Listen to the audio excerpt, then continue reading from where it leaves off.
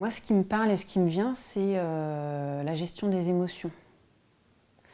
Parce que j'ai perdu confiance en moi à cause de mes émotions, que je ne gérais pas bien à un moment donné.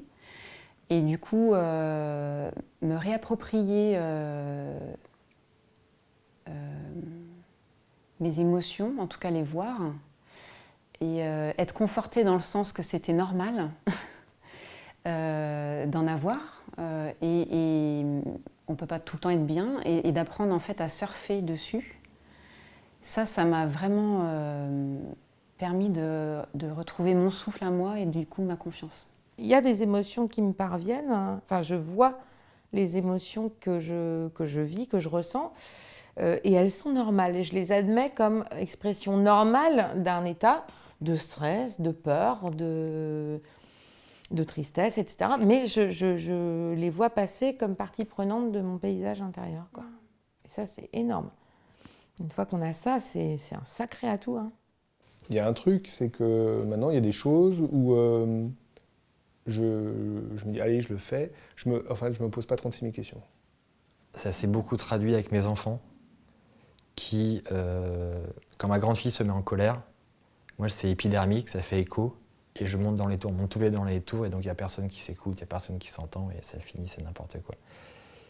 Et la méditation m'a permis d'être beaucoup plus cool vis-à-vis de ces émotions très fortes, en fait, qui me prennent, qui me montent et qui me submergent.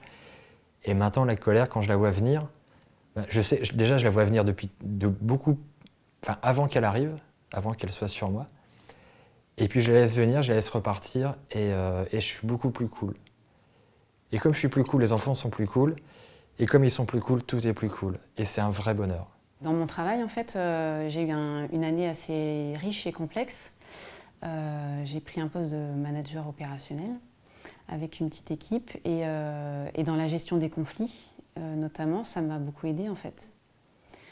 À prendre le recul sur ce que c'était, à me poser avec les personnes pour en discuter et apporter justement cette notion que moi j'avais de on prend du recul là, et à diriger en fait les entretiens et surtout les personnes pour qu'elles se sentent mieux et que ça se passe mieux. J'ai été à une rencontre de coachs nantais.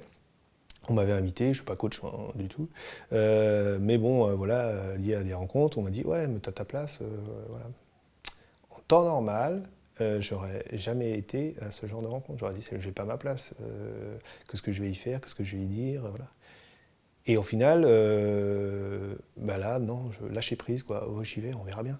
Et puis quand j'y suis pleinement présent à ce qui se passe, et j'arrête de me dire j'ai pas ma place, ceci, cela, voilà. C'est ce que nous disait Marie-Pierre, c'est soyez curieux.